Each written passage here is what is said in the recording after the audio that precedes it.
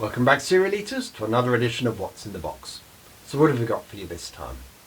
Well, following on from the Observer magazine, I ended up doing a radio interview for an Irish radio station, so I thought, you know what, let's take a look. Moncrieff on Newstalk. This'll bring you back. Those of you who never went on a holiday and were living in cardboard boxes while you were saving for a house. There was a time in the dim past when children didn't get toys from the toy shops. Rather excitingly, boxes of cereal would contain them, a marketing strategy that harnessed a tidal wave of pester power. Nowadays, these toys are amassed by some online collectors, among them Nick Symes, who runs a Cereal Mad YouTube channel. Good afternoon, Nick. Hello there, how are you doing, Sean? Not too bad. What was, like, in terms of when did cereal boxes start putting toys in them, and when did it come to an end? Well, I mean, it started in the sort of early 50s. They started to put cards in, but it really started off in sort of earnest in about 1957. So that's when Kelloggs sort of kicked off a lot of this stuff with their Soda Submarine, which was really popular at the time.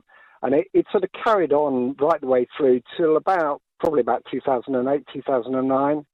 Wow. And sadly after then, I think for various reasons, because of all the sort of drive for healthy eating and maybe the cost production and more recently, obviously, plastics as well, I think it's become a distant memory. They do occasionally come out, but it's very infrequent now. Yeah. And over those decades, was there, if you like, a golden age of toys and cereal boxes? It depends. I mean, a golden age for me would have been my youth, which is the 70s. But I think everybody's got their golden age from, what they remember as a childhood. So and I think that's, for me, the whole sort of, I guess, joy of this is that you just remember that time as a kid when you sort of rush downstairs, you get your new box of cereal, rummage around for the toy, and invariably find it was a double or something you'd already got.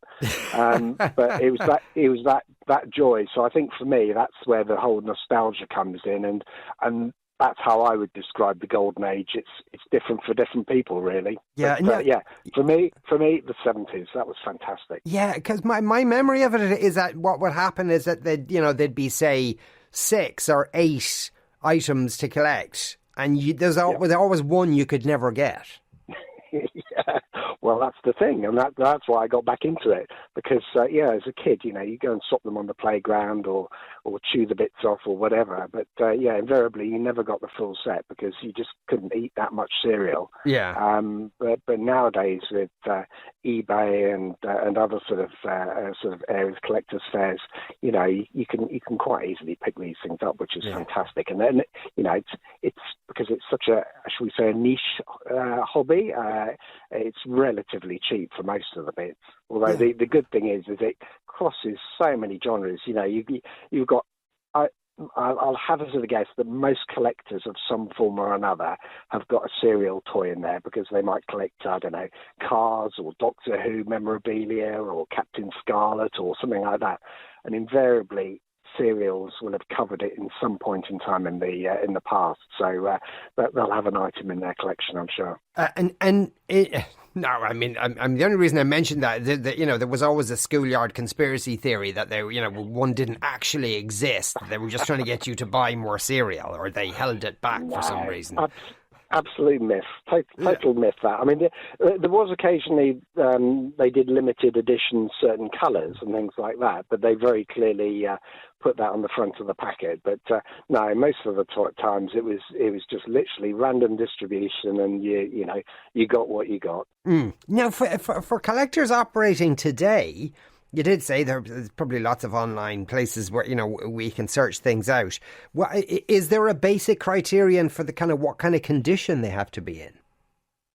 Well, I suppose it all depends on what you're really looking for. I mean, for me personally, I just like to make sure I used to collect everything mint. I mean, I was that bad and that sad that I used to get everything in their original sort of cellophane bags and keep them that way. Okay. But I do like also to have a set loose, because I think that the good thing about them is you can then go and display them. So I've got a sort of a little bookshelf in my study where you just have some of the ones that were really special to me, and you just have them out on display. So, I just make sure that they haven't got bits, as I said earlier, chewed off or things missing. But they're in good condition, or very good condition, all the ones that I've got. Okay, right. But collectors out there will always want the best of what they can get out there. But they might sort of, I guess, go for second best if it just means they've got an example of it. Were they always wrapped in plastic, or sometimes were they just bunged into the cereal?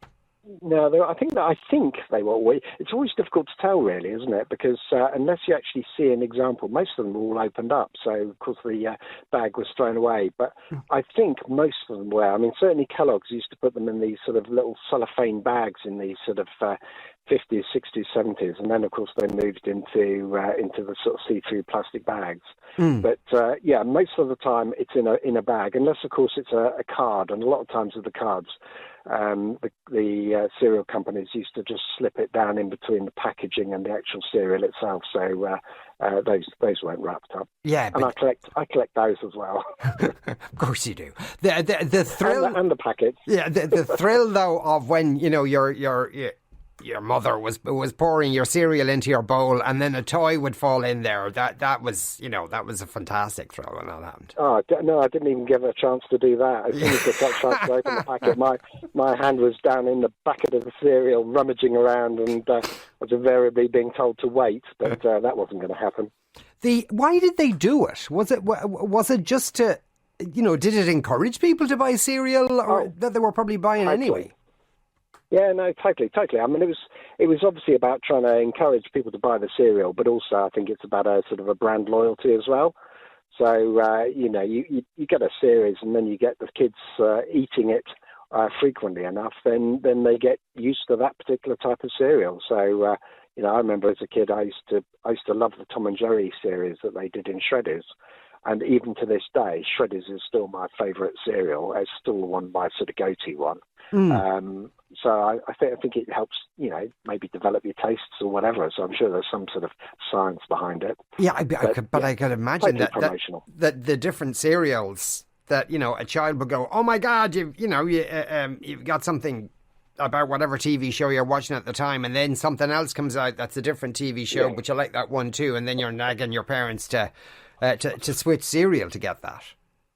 Totally, and I think that's part of the noise that's been around more recently, is that parents have been apparently protesting to the cereal companies to say that they don't like this sort of grief that they're getting from their children, which is why some of the cereal companies removed the mascots off the front of the cereal packets. So you still see things like Cocoa Monkey on the front of Kellogg's, but if you look at Nestle and those sorts of cereals, all the mascots have disappeared now. Yeah.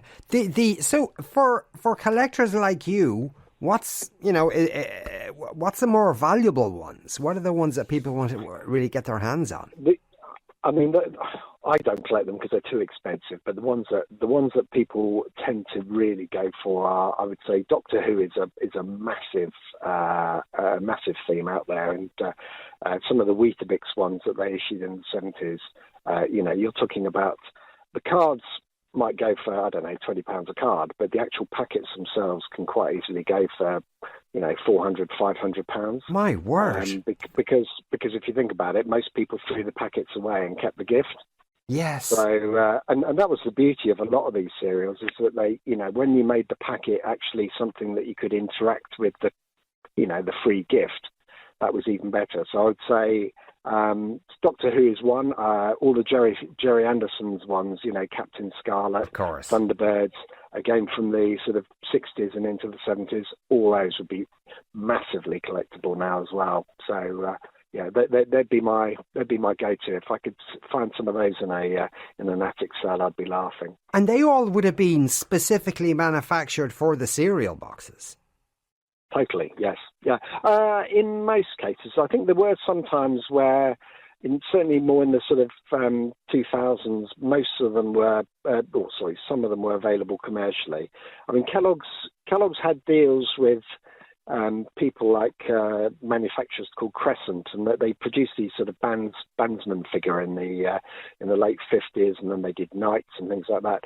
And they were commercially available, but they were sort of molded with the Kellogg's logo under it. So they used the sort of mold types for a lot of these that you could buy in the shops, but they were still very distinctly cereal related, though. Yeah, one of our listeners, getting a lot of reaction to this actually, Nick. I remember the rows in our household when you discover one of your siblings had robbed the toy as soon as the cereal box was put into the press. The injustice.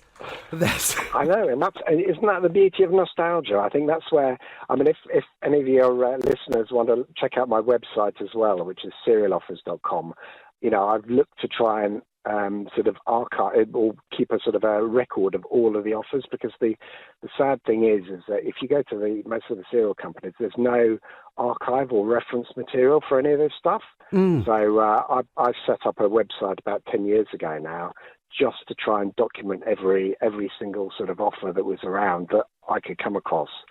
And that's through the help of a lot of other collectors. And we've pulled together all this sort of stuff that's, I guess, just there for everybody to relive their memories. Yeah. And then more recently, I did the YouTube channel that you mentioned, where I actually, demonstrate and try some of these things out just to see how they work. But it's good fun. That's on Cereal Mad on YouTube.